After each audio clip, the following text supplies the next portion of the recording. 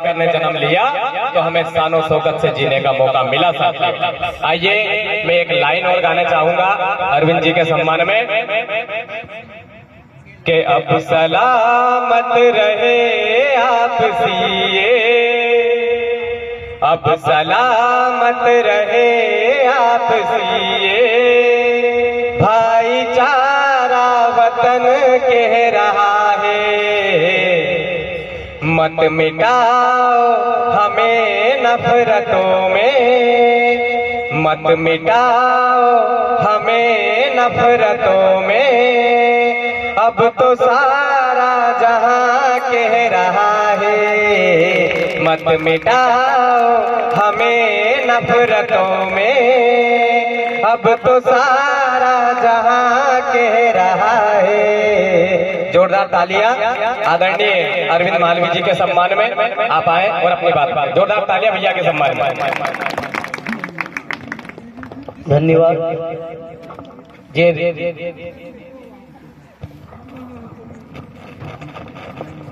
अपनी बात शुरू करने से पहले बहुजन समाज में जन्मे तमाम संतों महापुरुषों को नमन करता हूँ, उनके चरणों में श्रद्धा के सुमन अर्पित करता हूँ।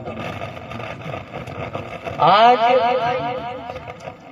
जहाँ एक तरफ खुशी का माहौल है, आज जहाँ एक तरफ खुशी का माहौल है, वहीं मन में थोड़ी बहुत पीड़ा भी है। वो पीड़ा इसलिए है क्योंकि सरपंच साहब, हर व्यक्ति की सोच आपके जैसी नहीं होती है,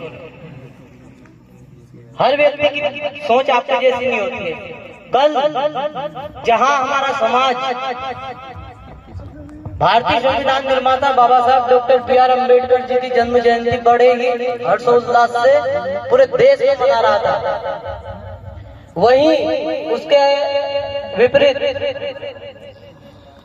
खबर आई है मुरैना से कि हमारे समाज जहाँ पे बाबा साहब की जन्म जयंती मना रहा था, प्रभात फेरी निकाल रहा था, वहाँ पे कुछ जातिवादी मानसिकता के लोगों ने गोली चलाने का काम किया है।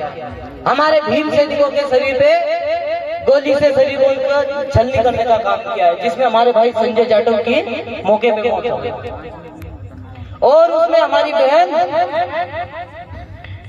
रानू जाटव जो है घायल हुई।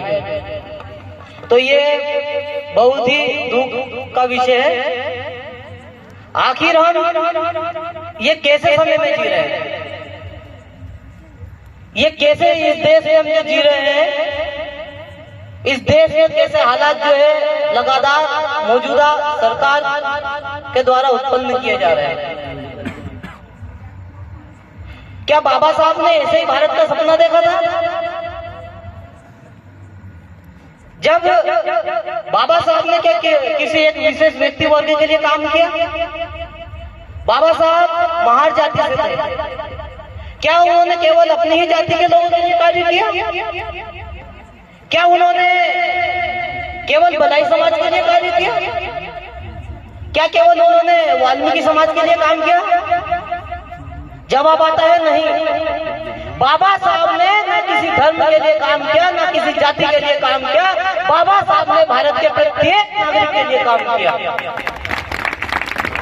फिर भी कुछ गंदी मानसिकता के लोग बाबा साहब को एक जाति और एक धर्म तक सीमित रखना चाहते हैं और कहते हैं हम देश में भाईचारे का मिसाल बनना चाहते हैं, कहते हैं देश में जातिवाद जो है खत्म हो गया है, हम भाईचारे की अलग पैदा करना चाहते हैं।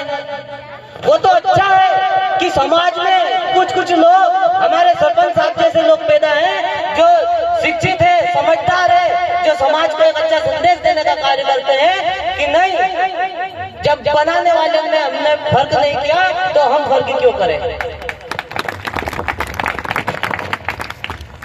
आज भी आप देखेंगे कल मध्य प्रदेश के अंदर दो बड़ी घटनाएं हुई है, जहां बाबा साहब की जन्म जयंती के उपलक्ष्य में राष्ट्रीय अवकाश घोषित था और हमारे साथी तमाम संगठन के लोग जहां पर भी रैलियां निकलती है, बाबा साहब के जन्मोत्सव के कार्यक्रम होते हैं, वहां पर भी प्रशासन के लोग जो है अपनी तत्परता ठीक तरीके से नहीं दिखाते हैं और कारण ये निकलता है बाद में, दुष्परिणाम ये आते हैं कि वहां पर कोई ना कोई घटना हो जाती है। अगर कल मुरैना में तत्परता दिखाते, अपनी जिम्मेदारी को समझते, क्या ऐसी घटना होती? प्रशासन के लोग अपनी जिम्मेदारी को समझते तो क्या वहां पे ऐसी घटना होती? क्या हमारा संजय भाई जो कल जो शहीद हुआ है वो आज हमारे बीच में होता? अगले ही कड़ी में एक और खबर हमारे सागर से आई है। हमारे भीम आर्मी के जिलाध्यक्ष और बहुत ही संघर्षशील मेहनती भाई धर्मेंद्र अहिवार जी, जिनके घर पर रात को 2 बजे कायराना हमला हुआ, घर पर तोड़ फोड़ की गई, गोलियां चलाने का काम किया गया। तो ये मनुवादी जो विचारधारा के जो लोग हैं, जो देश में एकता और भाईचारा बनने का काम नहीं करने दे रहे, उन लोगों को आप लोगों को जवाब देना पड़ेगा।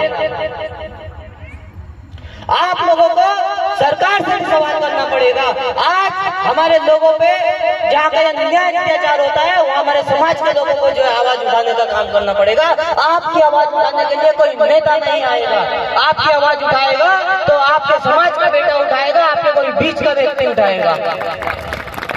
और आपको इस बात का भी ध्यान रखना है, आप जब चुनाव आते हैं तो कईयों बरसाती मेंढक की तरह कईयों नेता घर से बाहर आते हैं और आपके पेट पर सिर झुकाने का काम करते हैं, लेकिन जैसे ही चुनाव निकलते हैं वो अपने समाज की कभी भी जो सूद लेने का काम नहीं करते हैं। आपको ऐसे लोगों को वोट की चोट देकर घर बिठाने का काम करना चाहिए, उनको कभी समाज के बीच में निकलने ना निकले ऐसा जवाब देना चाहिए।